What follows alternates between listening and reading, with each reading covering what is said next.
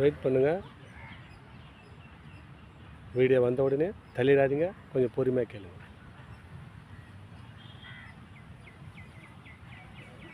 நம்ம வாழ்க்கையில் பிரச்சனை போராட்டம் இருந்துக்கிட்டே இருக்குது. சத்துருக்க மாதிரி அநேகர் வந்து கூட்டம் கூடிங்கன்னு நம்மளோட ஏகலமாக பேசுகிறாங்க. நம்ம எப்போ தான் சரிப்பட போகிறோம் அப்படின்னு நினைக்கிறியா? வாழ்க்கையில் ஒரு அற்புதம் வேணும்னு சொன்னால் நல்ல வழி எது அந்த வழியில் போய் போனால் தாங்க நம்ம வாழ்க்கையில் அற்புதம் நடக்கும். இங்கே பாருங்கள், சப்பனியா 3ஆம் அதிகாரம் 15ஆம் வசனம் ஒரு வார்த்தை சொல்லப்படுகிறது. கர்த்தர் உன் அக்கினிகளை அகற்றி உன் சத்துருக்களை விலக்கினார். அப்போ கூட நம்ம என்ன பண்ணோம்? மாறுபாடான வழியில் தானே இருக்கிறோம். அவர் சத்துருக்களை விலக்கினார். போராட்டமாக இந்த வாழ்க்கையை நம்ம சிறப்படுத்தினார். அக்கினி போல் இருக்கிற பிரச்சனையை உன் சத்துருக்களை விலக்கினார். நம்ம என்ன பண்ணுறோம்? நம்ம யார் நடுவிலே போய் உட்காந்துக்கிறோம்.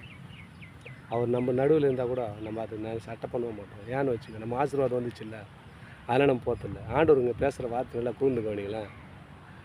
கர்த்தர் உன் அக்கினிகளை அகற்றி உன் சத்துருக்களை விலக்கினார். எவ்வளோ போராட்டத்தில் இருந்த மகளே உன்னை விலக்கினேனே, உன்னை பாதுகாத்தினேன், நீ எப்படி இருக்கிறப்போ கொஞ்சம் பின்னோக்கி பார் அப்படின்றார் ஆண்டவர். நான் உன் நடுவில் தானேப்பா இருந்தேன். இப்போ பிரச்சனையில் மாட்டினுக்கிறிய. எப்படிப்பட்ட பிரச்சனை நான் உன்னை விலக்கி வந்தேன்? எப்படிப்பட்ட போராட்டத்தில் உன்னை விலக்கினேன்? அக்கினி போல பிரச்சனை சுற்றி இருந்தது, அது எல்லாத்தையும் விலக்கினார். இஸ்ரவேலின் ராஜா உன் நடுவில் இருக்கிறார். அவர் கூட நடுவு இருந்தாரப்பா. இப்போ இந்த வீடியோ பார்க்குற அன்பு சகோதரிகளே, உங்கள் பிரச்சனை வரக்கூடாது, என் பிரச்சனை மேற்கொள்ள முடியும்னு சொன்னால் ஏசப்பால் தாங்க முடியும். அவர் தான் சொல்கிறாரு. கர்த்தர் உன் அக்கினிகளை அகற்றி உன் சத்துருக்களை விலக்கினார். இஸ்ரவேலின் ராஜாவாகிய கர்த்தர் உன் நடுவில் இருக்கிறார். இனி தீங்கை காணாதிருப்பார். அவர் வந்துட்டார்னா விட்டு போன காரியம் எல்லாம் போயிடும். விட்டு போனவரெல்லாம் ஒன்றாயிடும். பிரச்சனை பெரிய பிரச்சனைலாம் நீங்கி போயிடும். அவர் உன் நடுவில் வந்துடுவார்.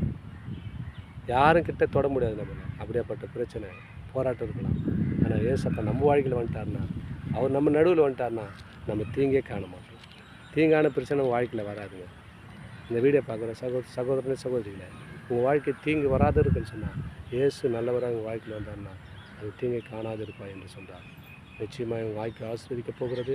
இந்த வீடியோ பார்க்குற இந்த வசந்தக்கார அன்பு சகோதரிகளே, உங்கள் வாழ்க்கையில் அநேக அற்புத அடைகளை செய்வேன்னு சொன்னால் நீ இயேசு கிட்டணும். இயேசு பாருங்கள், இயேசுடைய வார்த்தை கேளுங்க, அதுவே நடவுங்க, ஆசீர்வாதத்தை பெற்று அன்போடு வாழுங்க. அப்படி வீடியோ பார்க்கணுன்னா தொடர்ந்து சப்ஸ்கிரைப் பண்ணி பாருங்கள், லைக் பண்ணுங்கள், எனக்கு ஷேர் பண்ணுங்கள். ஆமென். God plus.